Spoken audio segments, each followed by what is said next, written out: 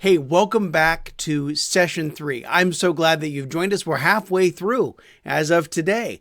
All right, let's talk about the next step. So in day 1, we talked about your purpose for group. So you're clear on your purpose now. And then yesterday, we talked about engaging your senior pastor. So you figured out something that you can do that will align groups with where your senior pastor is headed. Now, let me ask you this. What are you asking for? You see, to have a group, you need a leader, right? Who are you looking for? Now, this gets into what I think is the classic leader recruiting dilemma. It's a conversation that kind of goes like this, and I think you've had this conversation. I've certainly had this conversation. You see, you say to somebody, hey, you should lead a group. And then they say, well, sorry, I'm not a leader. And you say, well, at least join the leader training, right? And they say, why? I'm not a leader. Why do I need to join leader training? Most people don't see themselves as any kind of a leader. See, if you need qualified leaders to start a group, then you get caught in this dilemma. Are you caught in this dilemma? I used to be caught in this dilemma. What are your group leader requirements? What does your church require for people to lead a group? Well, some churches, if they're breathing, if they have a confession of faith, baptism, church membership, a new leader briefing, an interview, a coach, a basic leader training, maybe they have to apprentice first, maybe they need their master of divinity, maybe they need all of that before they lead a group. You see, the higher the requirements, the fewer leaders that you're going to have.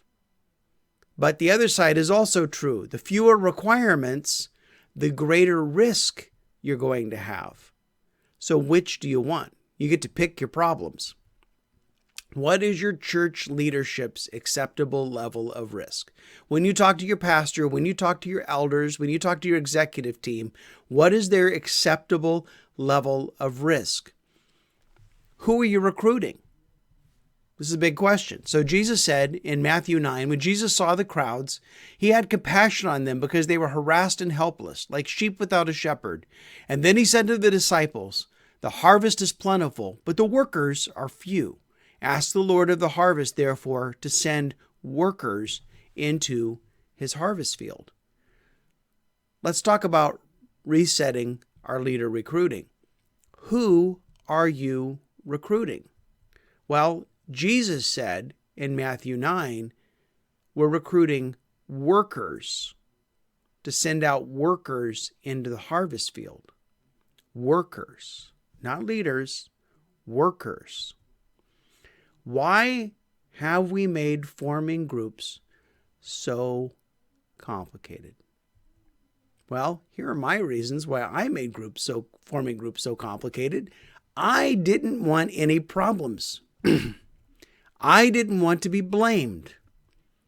The result was I had only 30% of our adults in groups after working very, very hard for 7 years. So who are you recruiting? Jesus said, workers. Disciples make disciples. You don't need a leader. You don't need a teacher. You just need a disciple to make a disciple. See, the word leader gets in the way. Sometimes we would say host, that started about 20 years ago, 2002, with 40 Days of Purpose. We used host instead of leader, and that worked all right. Now, but if you've been using host for 20 years, the jig is up. People know you just mean leader. So, but if you haven't ever used host, then host is still a valid word. Have you ever bought a car from a car dealership? You're thinking, where in the world is this guy going now? I'm going somewhere. Have you ever bought a car from a car dealership? I mean, if you're going to buy the car, you're going to lease a car, in order to drive that car off the lot, you have to fill out a lot of paperwork, right? You got to fill out the loan information or the lease information and the dealership's information and the DMV's information. You got to fill out all this paperwork in order to drive that car off the lot and take it home. But usually before you get to that point, they want you to do something else. And that is, they want you to test drive the car. They want you to slip in behind the wheel, right? They want you to think about how terrible your old car is and how wonderful this car is, so you're never able to drive that old car again. I've got a friend that when he was a car salesman, he actually had a mirror set up on the side of the building. And so at the end of the test drive, they would drive around the building and they would stop, and the salesman would say, "Look at yourself." And the driver could see themselves in the mirror in that new car. He says, "You look good in that car." Ah, what a great sales tactic, huh? But what do you need in order to have a test drive? You don't need to fill out all that paperwork. You don't need to meet all of those requirements. In order to have a test drive, you need a driver's license. That's all you need. You need a driver's license in order to have a test drive. You don't have to meet all of the qualifications. So my question for you is this: what is your church's driver's license? What is the minimum requirement to do a trial run of a group? And maybe it's a group with friends, and maybe it's not advertised. So could your driver's license be breathing? I work with churches that said that. Maybe breathing in a confession of faith and baptism. I worked with churches that said that. Maybe you need to be a member of the church. And I worked with churches that said that, or at least you're in the process of membership. Maybe you need to come to some sort of new leader briefing so that you can at least get a good head start on what to do. Maybe you need some of these other things, an interview, a coach. I'm a big fan of coach. Every group that I start gets a coach. Basic leader training, apprenticing first, master divinity. Well, some of these things take quite a lot of time. So you want to eliminate the risk, but you also want to increase the reward. Because the reality is, Andy Stanley said this a long time ago. He said, your system is perfectly designed to achieve the result that you're getting, right? And you go, oh, you're right, that my system is perfectly designed to achieve the result I'm getting.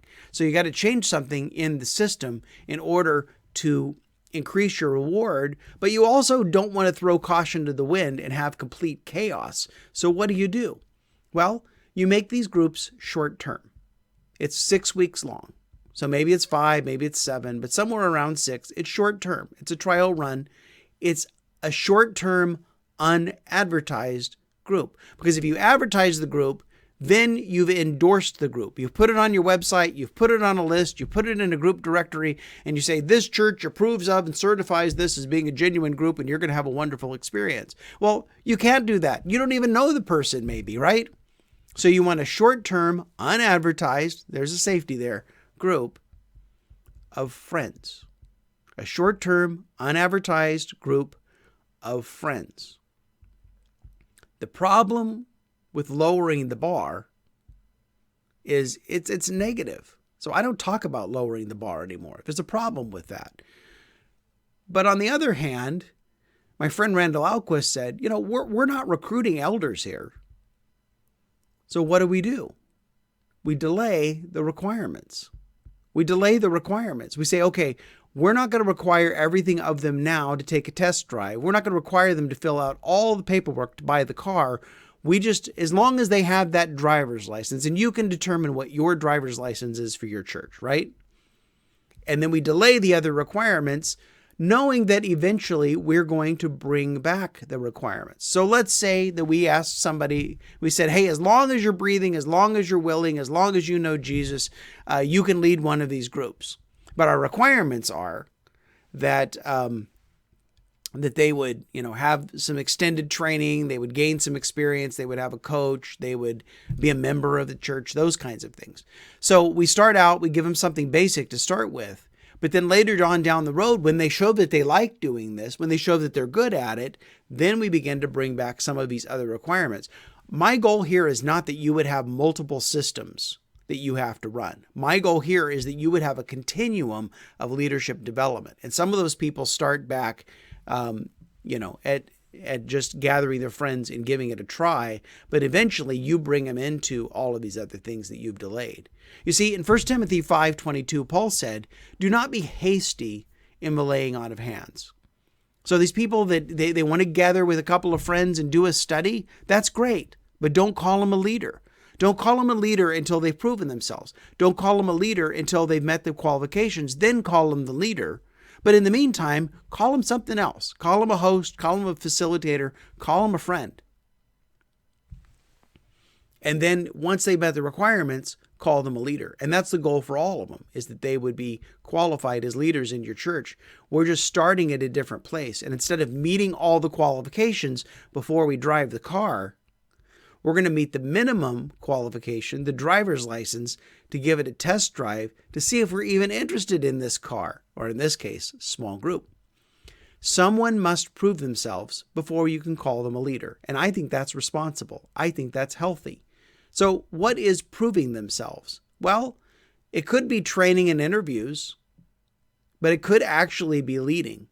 And let's be honest. There are some people that we've sized up and they say, wow, they could be an outstanding leader. And they end up being terrible. And there's other people that maybe we've written them off and said, I don't know if that person could lead.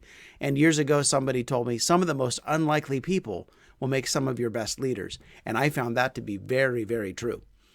So here's your assignment for today. What is the driver's license in your church? So is it breathing? Is it they have a relationship with Christ? They've been baptized? Is it membership? What is the driver's license in your church? And under what circumstances could a person take a group for a test drive to see if they would enjoy doing it? Then we'll talk about bringing back the requirements later on. Have a great day. Check your email. I'll see you tomorrow.